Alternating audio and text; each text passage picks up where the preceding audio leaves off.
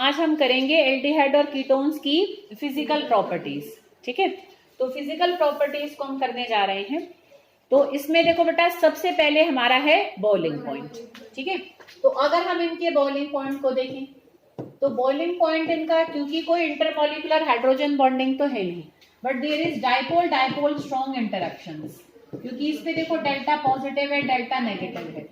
तो ऐसे ही जो हमारा दूसरा कार्बोनिल ग्रुप होगा, कार्बोनिल ग्रुप कंटेनिंग कंपाउंड होगा, तो इस तरीके से वो अपने डाइपोल डाइपोल इंटरेक्शन से एक दूसरे से अट्रैक्टेड रहते हैं। ठीक है ना, तो due to dipole dipole interactions they have higher boiling point than other organic compounds having no hydrogen bonding. भाई जिन जिन में हाइड्रोजन बॉन्डिंग है उनसे तो इनका ज्यादा होगा, जैसे उनसे तो इनका कम होगा, जैसे एल्कोहल से कम होगा, अमीन से कम होगा, कार्बोक्सिलिक एसिड से कम होगा। ठीक है, बाकी पर ईथर्स हैं जैसे, और हमारे हलो एल्केन्स हैं। ठीक है बेटा, आ रही है बात समझ में? तो उनके कंपैरेटिवली अगर हम इनको देखें तो इनका बॉइलिंग पॉइंट ज्यादा होगा।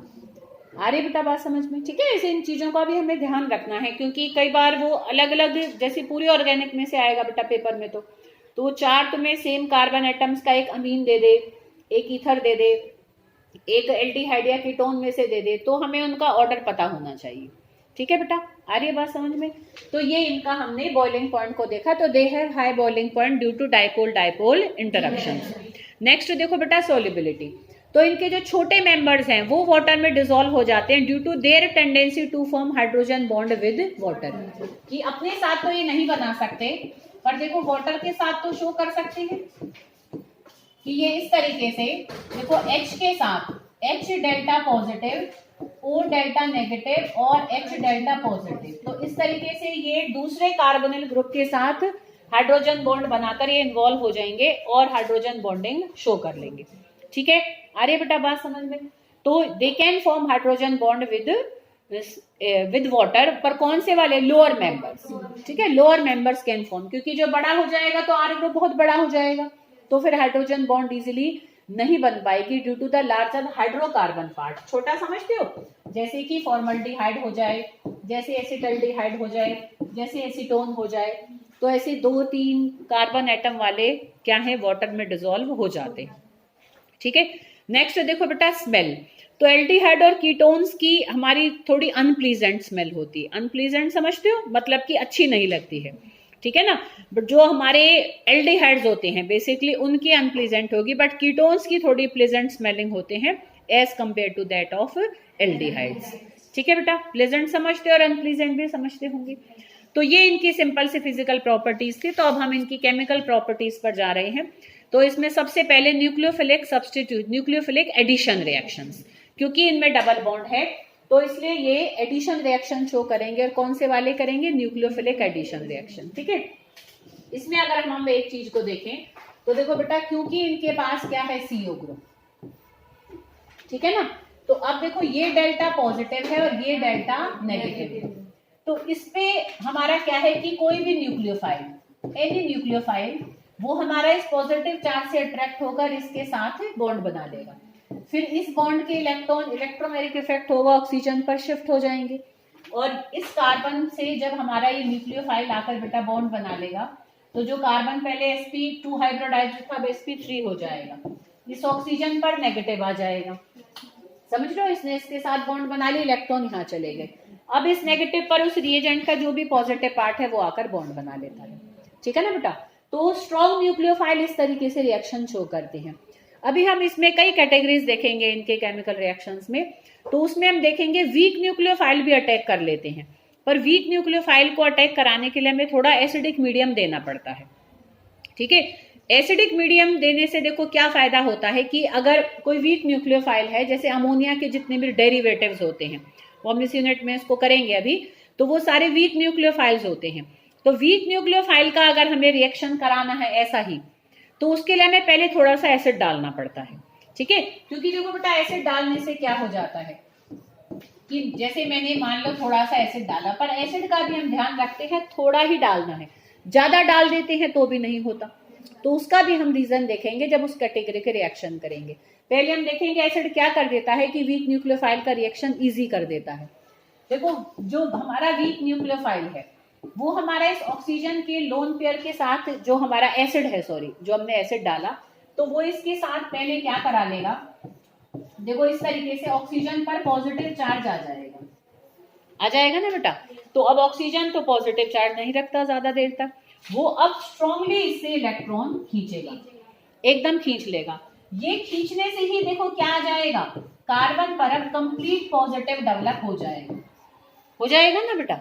अब तुम ध्यान से देखो कि जो स्ट्रॉन्ग न्यूक्लियोफाइल था वो तो पार्शियल पॉजिटिवली चार्ज्ड कार्बन पे अटैक कर देता है, कि वो डेल्टा पॉजिटिवली चार्ज्ड कार्बन पर अटैक आराम से कर देगा, because it is a strong nucleophile.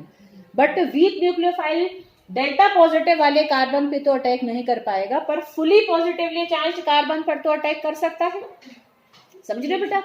तो अगर कोई वीक न्यूक्लियोफाइल है, वीक न्यूक्लियोफाइल को ज्यादा पॉजिटिव चार्ज चाहिए, स्ट्रॉन्ग ने तो कम पॉजिटिव चार्ज से भी काम चला लिया, पर वीक को पूरा पॉजिटिव चार्ज कौन प्रोवाइड कर देगा, एसिडिक मीडियम। समझ में आ रही बेटा बात। तो इसलिए अगर हमें वीक न्यूक्लियोफाइल का अटैक कराना है तो पहले थोड़ा एसिडिक मीडियम देना पड़ता है हमें एल्डिहाइड या कीटोन को, तब हम अगर वीक न्यूक्लियोफाइल डालते हैं तो रिएक्शन हो जाता है। आ रही बेटा बात समझ में, ठीक है।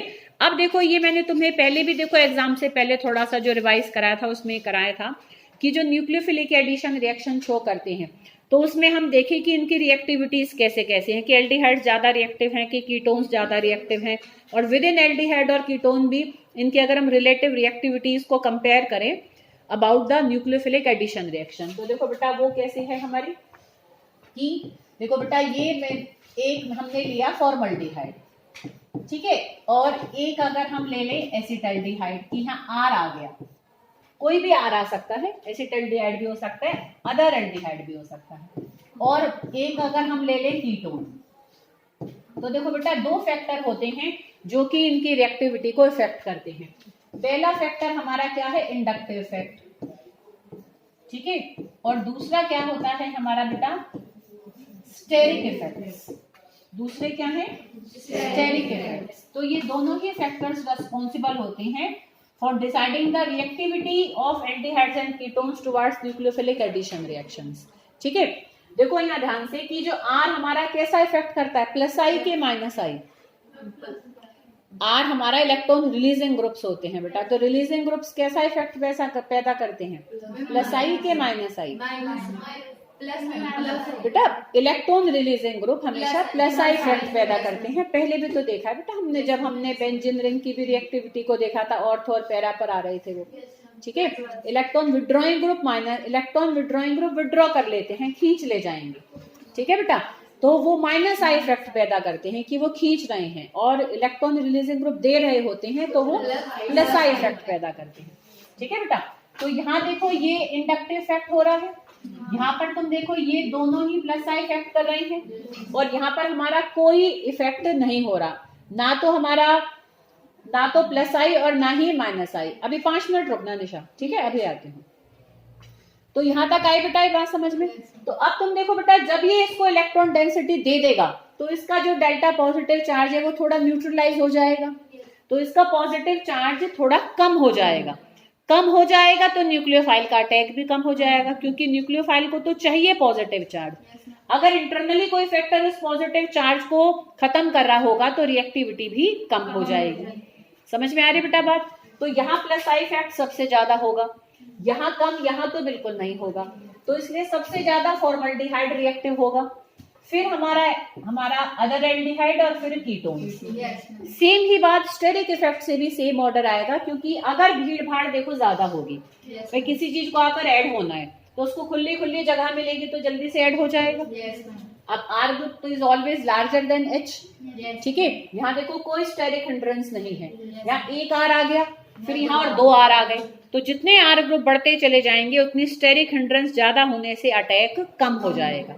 तो चाहे हम स्टेरिक इफेक्ट से देखें चाहे इंडक्टिव इफेक्ट से देखें, दोनों से ही हमारा ऑर्डर ये बनता है इनकी रिएक्टिविटी का, ठीक है बेटा। और ये तो हमने देखे बेटा किसमें कि अगर हमारे एलिफेटिक हैं। अगर हम एरोमेटिक को भी देखें कि एरोमेटिक एल्डिहाइड्स और कीटोन्स को अगर हम देखें तो एरोमेटिक वाले तो बेटा हमारे और भी कम रिएक्टिव हो जाते हैं। क्यों? क्योंकि देखो बेटा ये जो हमारे CHO और जो CO ग्रुप हैं ये हमारे विड्रॉइंग ग्रुप होते हैं, देखो यहाँ ध्यान से देखो ना, ये बेंजीन है हमारी, और ये मान लो हमारा चाहे H है चाहे R है ना। अब तुम देखो यहाँ कार्बन से तो ऑक्सीजन खींच रहा है ना इलेक्ट्रॉन, तो कार्बन रिंग से खींचेगा। भाई इलेक्ट्रॉन विड्रॉइंग या हम रिलीजिंग कैसे डिसाइड करते हैं? जो एटम रिंग से लगा हुआ है उसको अपने ग्रुप में मिल रहे हैं कि उसको देने पड़ रहे हैं? भाई इसको R दे रहा है मान लिया, पर एल्डिहाइड होता तो R भी नहीं है, पर जितना R दे रहा है उससे ज्यादा तो ऑक्सीजन दो दो बॉन्ड से खींच रहा है, तो ओवरऑल तो इस कार्बन पर पॉजिटिव चार्ज ही है, तो वो रिंग से खींचेगा।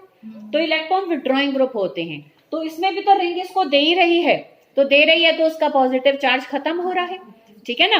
अब दो दो इफेक्ट से दे रही है, रेजोनेंस करके भी दे रही है, इंडक्टिव इफेक्ट करके भी दे रही है। यहाँ तो देखो खाली इंडक्टिव इफेक्ट से ही मिल रहा है। बेंजीन रिंग तो रेजोनेंस से भी देगी और इंडक्टिव इफेक्ट से भी देगी, तो और ज्यादा इसका पॉजिटिव चार्ज कम हो जाएगा, समझ रहे हो। तो इसलिए जो एरोमेटिक हमारे एल्डिहाइड्स और कीटोन्स होते हैं वो हमारे कैसे होते हैं?